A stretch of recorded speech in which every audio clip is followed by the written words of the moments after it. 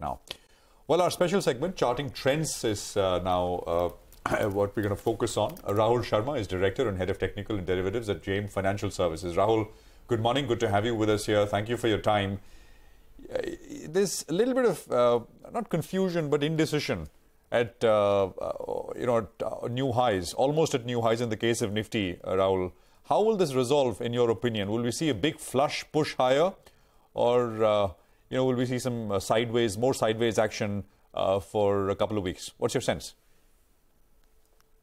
Yeah, good morning, Prashant. So after the big rally that we saw, a bit of cooling off consolidation is actually technically very healthy for the markets. But the silver lining, or I would say the golden lining, is the market breadth thrust indicator, which is the number of stocks participating in this rally on the way up, has gone up significantly in the last 10 odd days or so. So although we've seen the index, which has consolidated, cooled off a bit in the last week, but the stocks have not lost momentum. So I believe this is a time to accumulate on the dip. This is a time to buy on the dips. 18,500 for the Nifty remains a crucial support.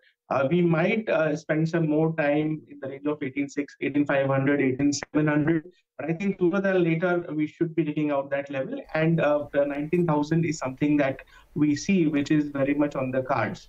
So overall, we believe technically the market is still in a good buy zone. And sectorally speaking, I think banks are the ones to go for, especially after the recent cooling off that we've seen. And on the momentum side, I think auto is the one sector which has continued to impress on the long side, and traders will be delighted to trade on this momentum going forward as well.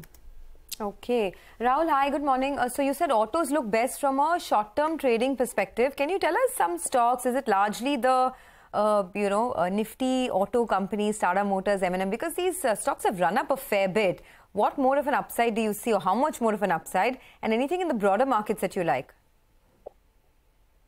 Yes, so on the auto space, in fact, if you have a mid-cap stock which is in the auto space, that is the best combination you can have, because that is where the maximum action is. One stock that we like from this space is TVS Motors.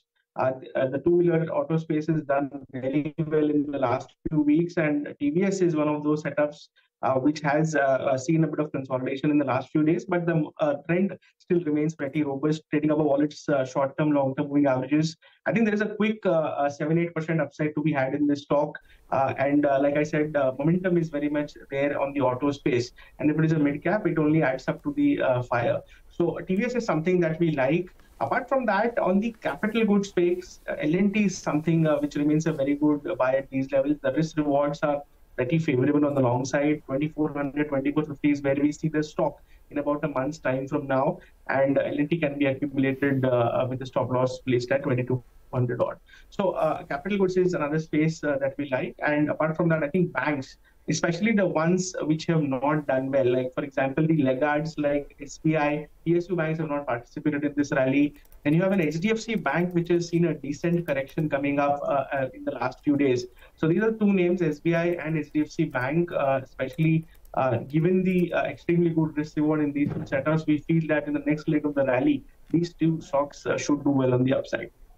All right. Hi, Rahul. Rahul, what about the Nifty Bank? You're saying it's good for more. The Nifty, you see it headed towards 19,000. On Nifty Bank, where are we headed?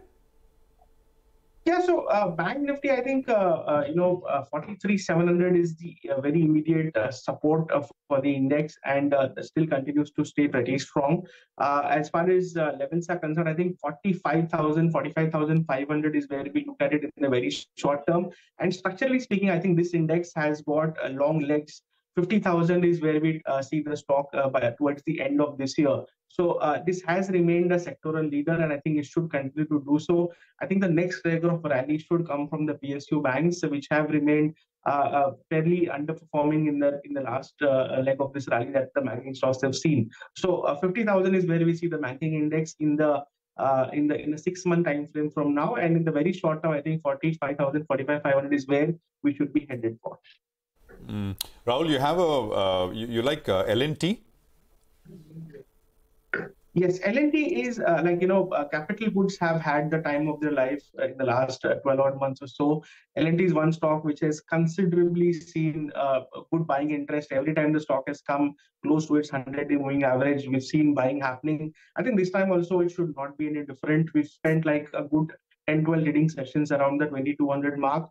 And I think now the stock is ready for another leg of up move. So a new all-time high, I think 2450 is where we are seeing the stock at. Around 10% upside can be had from these levels. So L&T, remains our top pick in the capital goods space.